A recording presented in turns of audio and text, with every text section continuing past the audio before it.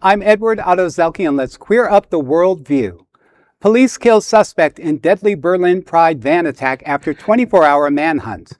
Berlin police have identified 21-year-old Abdul Ballout as the main suspect in the deadly van attack during city's Christopher Street Day, or CSD, Pride celebrations. Authorities say Ballout was shot and killed Sunday after he allegedly charged officers with a bladed weapon during an attempted arrest. Police said the suspect was located in Berlin's Spandau district after a nearly 24-hour manhunt. In a statement, authorities said, quote, around 6 p.m., the suspect involved in the attack and Tiergarten was located at an allotment garden complex in Spandau. According to initial findings, he ran towards officers while armed with a bladed weapon. Police subsequently opened fire. Despite immediate resuscitation efforts by the Berlin Fire Department, he died at the scene, end quote.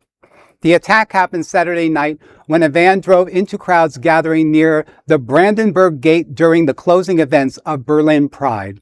One person was killed and 29 others were injured. Investigators saying it appears to be an Islamist terror attack.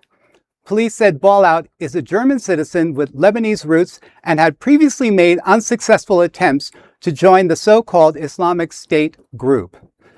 Well, this is always something really terrifying. You know, you're at an event, especially when you're trying to celebrate Pride, and something like this happens. And then you have to start wondering, and you've got a lot of questions in terms of like, you know, who is this person and what do they represent? And you know, when you hear scary things like terrorism and stuff, and it's just horrible. I mean, I empathize so much with everybody, the person that was killed and the people that were hurt. It was just sounds absolutely horrible. You know what surprises me the most is that the German police knew of this individual. They had been following him, and they had visited him.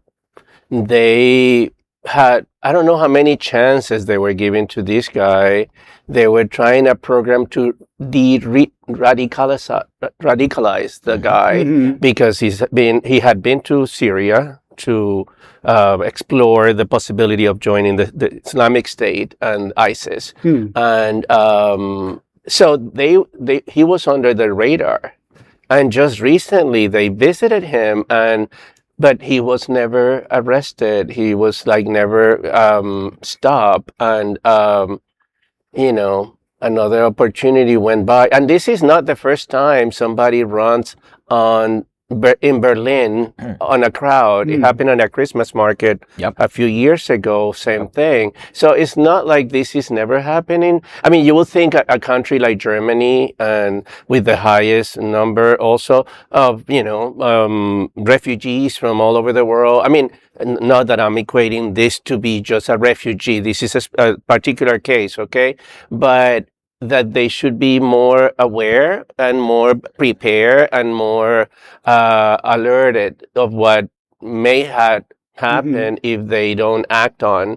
And unfortunately, this is the consequence. You know, we're celebrating. We're out there to just celebrate being us, not, you know, the opportunity to be us, the freedom and the right to be us, like everybody else and somebody else that doesn't agree with the way of living in a developed society and a free world has to, you know, ruin it for all of us. Right. So, yeah. You know, this is terrible, and I feel bad for the people involved in this. But this incident is just a part of a larger problem. Of course.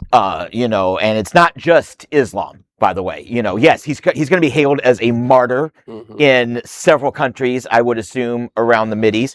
But let's be honest. If he were Christian and doing this in America or anywhere, there are people in our government that would be like, not you know, a big deal, right? Not a big deal. Just a bunch of faggots. That's how they feel. So the goal for us should be to not only, yes, absolutely stop this, but also to start pulling this out at the root, where hate speech is spread in so-called churches and schools. Because remember, the Middle East isn't the only place with religious schools. You know, the Christian conservatives, white nationalists like to say, oh, the madrasas and stuff like that. Madrasa just means school, bitch.